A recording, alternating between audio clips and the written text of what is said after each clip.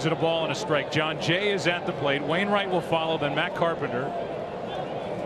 Against the 21-game winner, Clayton Kershaw. Drew Butera is kind enough to join us. He's the backup catcher to A.J. Ellis with this Dodger club. Drew, thank you, sir. No problem. Thanks for having me. You just got back from warming up Clayton Kershaw prior to getting on the headset.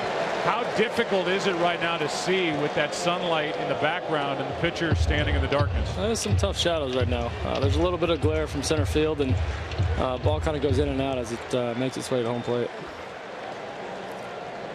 2 balls, 2 strikes. John Jay leading off. That's upstairs. A full count as we give you our in-game interview brought to you by DirecTV. And it's Drew Butera who will tell us the secrets to the success of Clayton Kershaw. Here's a 3-2 pitch. Strikeout number 2. Out number 1. You got here, Drew, last July.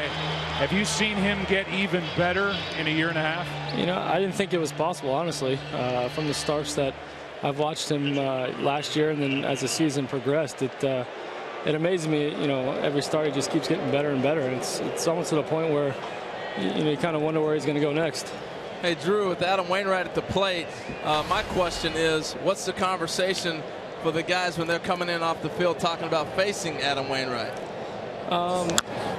You know, from today, it's just kind of, you know, they want to sit that cutter speed. He's got that really good curveball, and, you know, the fastball's sneaky, but I feel if you kind of sit in the middle of the two, that cutter speed, look out over the plate, you know, he's going to give you something to hit up in the zone.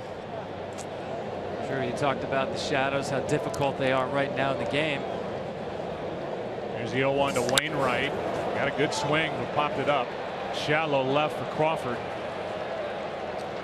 2 out. And my question for you as a catcher is, how would that, if it would, influence your game calling?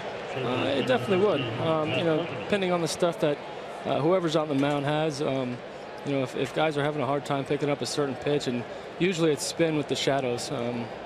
As a hitter, you want to stay on a fastball, and you know, with tough visibility, it's tough picking up spin. And if guys got good command of some type of off speed, you know, utilize that a little more, and it'll make the fastball look a little harder. Well, this is a rematch of last year's NLCS happening this year in a 5-game division series. I would suspect, Drew, that your club comes in with a ton of confidence. There's a strike over the inside corner, because this to me is a much better, deeper Dodger team than the one that bowed out in 6 games in last year's NLCS. Yeah, you know what? We're healthy too, and I think that's the big key. We got some guys that battled through some injuries last year during that series, and you know, coming into this series, we're a little healthier than we were last year, and you know, we have a little bit of some personal stuff to take care of. Yeah. You know, they took care of us the last couple of years, so